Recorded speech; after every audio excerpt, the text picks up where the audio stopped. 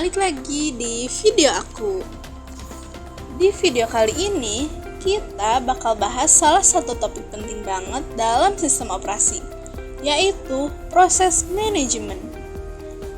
Nah, pernah nggak sih kamu buka banyak aplikasi sekaligus kayak dengerin musik di Spotify, sambil ngetik tugas di Word, terus di belakangnya masih buka Chrome buat browsing? Kok bisa sih semuanya jalan bareng, padahal cuma pakai satu laptop atau satu komputer? Jawabannya ada di proses manajemen.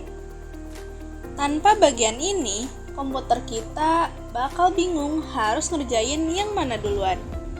Dan ujung-ujungnya, ya kalau nggak nge-lag, pasti nge-hang.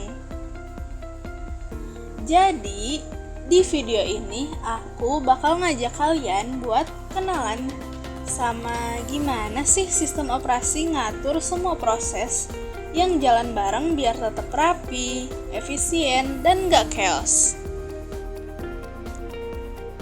Oke, pertama-tama kita kenalan dulu apa sih proses itu. Jadi gini, kalau program itu cuma kumpulan instruksi yang masih diam di penyimpanan, maka proses adalah program yang sedang dijalankan oleh CPU.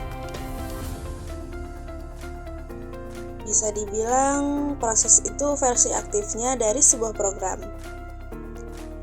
Misalnya nih, ketika kita lagi buka aplikasi Word, proses Word akan muncul dan mulai menggunakan CPU, memori, dan perangkat input-output. Nah, OS inilah yang ngatur supaya proses Word itu jalan dengan lancar sambil tetap berbagi sumber daya dengan aplikasi lain yang juga aktif. Dalam sistem operasi modern, ada banyak proses yang bisa berjalan bersamaan. Dan biar semua proses ini nggak tabrakan atau saling rebutan sumber daya, sistem operasi punya sistem manajemen yang rapi banget. Salah satunya lewat proses control block atau disingkat PCB. Nah, PCB ini penting banget tahu. Jadi, setiap proses yang berjalan di komputer, OS-nya akan membuat satu proses control block atau PCB. PCB ini berfungsi untuk menyimpan semua informasi penting tentang proses tersebut, kayak identitasnya, statusnya, dan posisi terakhir dia waktu dijalankan.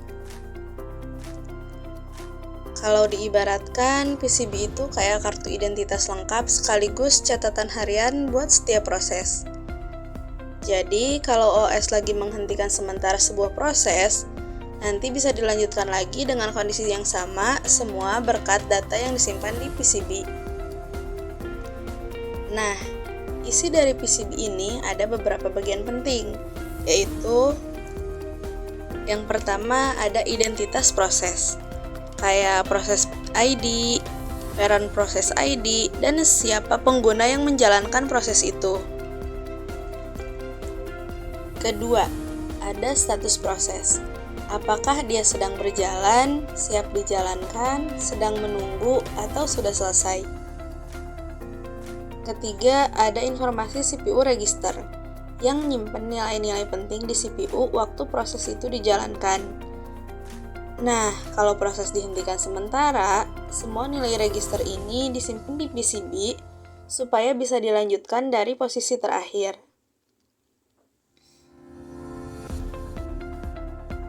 Keempat, ada informasi memori yang menunjukkan alamat di RAM tempat proses ini disimpan. Kelima, ada informasi akuntansi, seperti waktu CPU yang udah dipakai atau kapan proses mulai berjalan. Dan terakhir ada informasi input-output, yaitu data tentang perangkat input-output apa yang sedang digunakan oleh proses tersebut. Intinya, PCB ini adalah otak kecil yang dipakai OS buat mengingat semua hal tentang proses. Tanpa PCB, OS nggak akan bisa melakukan multitasking dengan baik, karena dia nggak tahu harus lanjut dari mana setelah proses berhenti sementara. Sekarang kita bahas tentang keadaan proses atau biasa disebut proses state. Setiap proses yang berjalan di sistem itu gak selalu ada di satu kondisi aja. Dia bisa pindah-pindah tergantung aktivitasnya, kayak manusia yang juga kadang kerja, kadang istirahat. Nah, secara umum ada 5 state utama, yaitu yang pertama, new. Dia adalah proses yang baru dibuat dan sedang disiapkan oleh sistem operasi. Yang kedua, ready. Dia itu proses yang siap untuk dijalankan tapi masih menunggu giliran di CPU. Yang ketiga ada running. Running ini adalah proses yang sedang dijalankan oleh CPU. Yang keempat ada waiting. Waiting ini proses lagi nunggu sesuatu, misalnya input dari pengguna atau hasil input-output. Dan yang terakhir terminated. Dia ini proses yang udah selesai dijalankan di CPU. Nah, proses ini bisa berpindah-pindah dari satu state ke state lain. Misalnya dari ready ke running, lalu ke waiting, dan balik lagi ke ready setelah operasi input-output selesai. Semua transisi ini diatur oleh OS dan dicatat lewat PCB tadi. Kalau proses yang jalan cuma satu sih, gampang ya. Tapi di dunia nyata ada ratusan bahkan ribuan proses yang aktif bersamaan.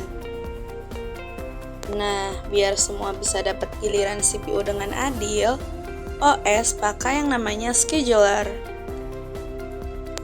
Scheduler ini bertugas buat nentuin proses mana yang dijalankan duluan, berapa lama waktu CPU yang dikasih, dan proses mana yang harus nunggu dulu. Ada 3 jenis scheduler utama, yaitu yang pertama, long-term scheduler. Tugasnya milih proses mana aja yang bakal dimasukin ke memori utama dari penyimpanan. Yang kedua, short-term scheduler. Ini yang paling aktif. Dia milih proses mana di antrian siap atau ready queue yang bakal dijalankan oleh CPU. Dan yang terakhir, medium term scheduler. Ini bisa menunda sementara proses tertentu kalau sistem lagi sibuk dan ngelanjutin lagi nanti kalau udah longgar. Jadi bisa dibilang scheduler ini kayak manajer lalu lintas CPU. Dia ngatur supaya semua kendaraan alias proses bisa jalan dengan lancar tanpa tabrakan. Semua proses yang berjalan itu diatur dalam bentuk antrian atau istilahnya queue. Nah, ada 2 jenis antrian utama. Yang pertama, ready queue. Isinya proses-proses yang siap dijalankan tapi masih nunggu giliran. Dan yang kedua, waiting queue. Isinya proses yang lagi nunggu sesuatu kayak input dari pengguna atau hasil pembacaan file. Nah, proses ini bisa pindah-pindah antar antrian. Misalnya dari ready queue ke running, lalu ke waiting queue waktu dia butuh input. Kalau udah dapat inputnya, dia balik lagi ke ready queue. Mekanisme kayak gini bikin OS bisa tetap rapi walau ada banyak proses yang lagi jalan bersamaan.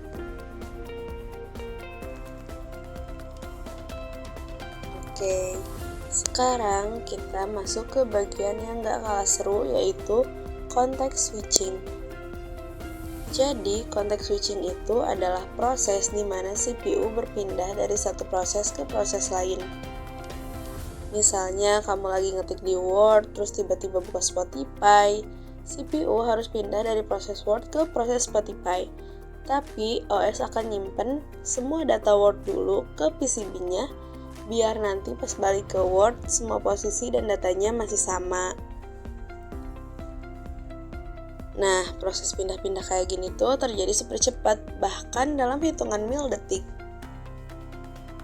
Jadi, walaupun kelihatannya komputer kita ngerjain banyak hal sekaligus, sebenarnya CPU cuma pindah-pindah kerja dengan cepat banget.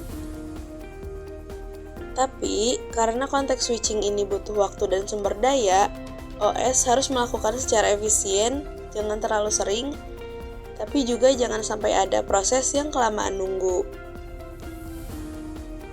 Sekarang kita bahas sedikit tentang jenis proses berdasarkan aktivitasnya, yaitu CPU bound dan IO bound. CPU bound itu proses yang banyak banget menggunakan waktu CPU. Contohnya kayak main game berat atau render video. Sedangkan IO bound itu prosesnya lebih sering nunggu perangkat input-output kayak nulis file, baca data, atau nunggu respon dari pengguna. Nah, sistem operasi harus pintar-pintar menyeimbangkan dua jenis proses ini. Kalau kebanyakan proses IO bound, CPU juga bisa kebanyakan nganggur. Tapi kalau semua proses CPU bound, yang lain bisa kelamaan nunggu. Jadi, OS berusaha ngatur supaya keduanya jalan seimbang, biar sistem tetap cepat dan responsif.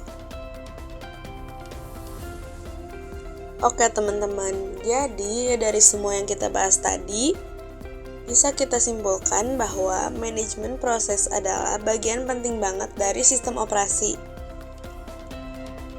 Lewat manajemen proses, OS bisa ngatur kapan proses dijalankan, kapan berhenti, dan kapan dilanjutkan lagi.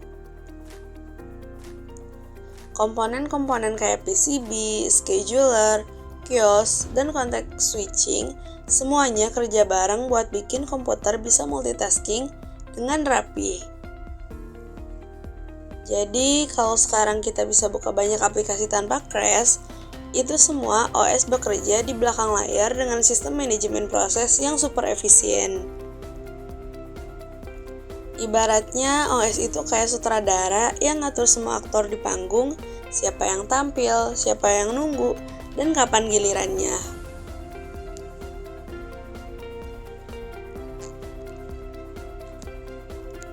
Nah, itu tadi penjelasan singkat aku tentang manajemen proses di dalam sistem operasi. Semoga penjelasan ini bisa bikin teman-teman lebih ngerti gimana cara kerja OS di balik layar. Dan gak cuma ngelihat komputer dari tampilan luarnya aja. Makasih buat yang udah nonton, semoga videonya bermanfaat. Sampai ketemu lagi di video selanjutnya. Saya Maritza Dinda dari Teknik Informatika 3B dengan NIM 2022241081. Pamit undur diri.